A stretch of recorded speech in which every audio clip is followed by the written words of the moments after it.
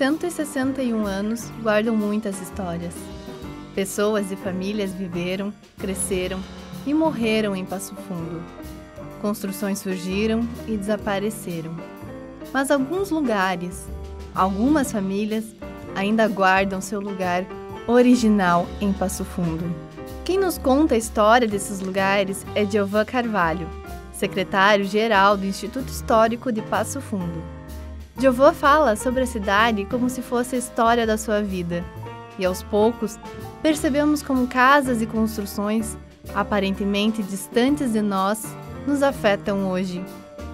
A Casa Morte, por exemplo, é a mais antiga de Passo Fundo.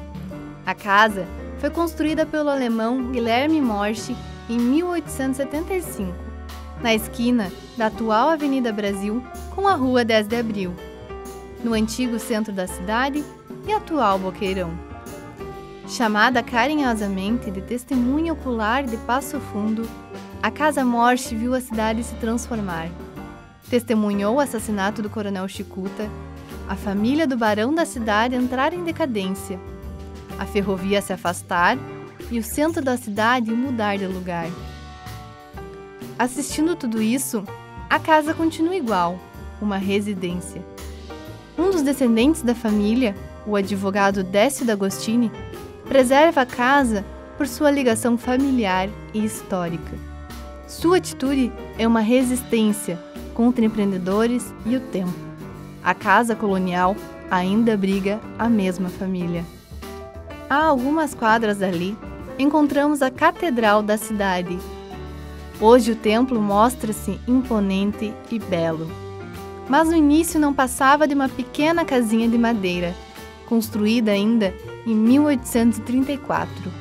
Na década de 30, teve início a construção da Igreja Catedral, um templo digno para a grande cidade.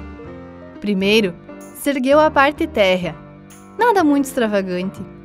Levaria exatos 30 anos para a construção ser finalizada. Foi lá nos anos 60 que a catedral teria enfim suas grandes torres, o sino e o relógio. Até hoje, ela é ponto de referência, mas mais do que isso, continua sendo um ponto de encontro.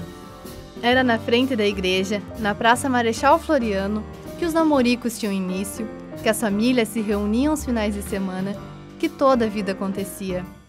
Os grandes clubes sociais ainda estão presentes. Eles já não oferecem bailes como antigamente, e a música pode ter mudado um pouquinho, mas as risadas ainda ecoam na noite.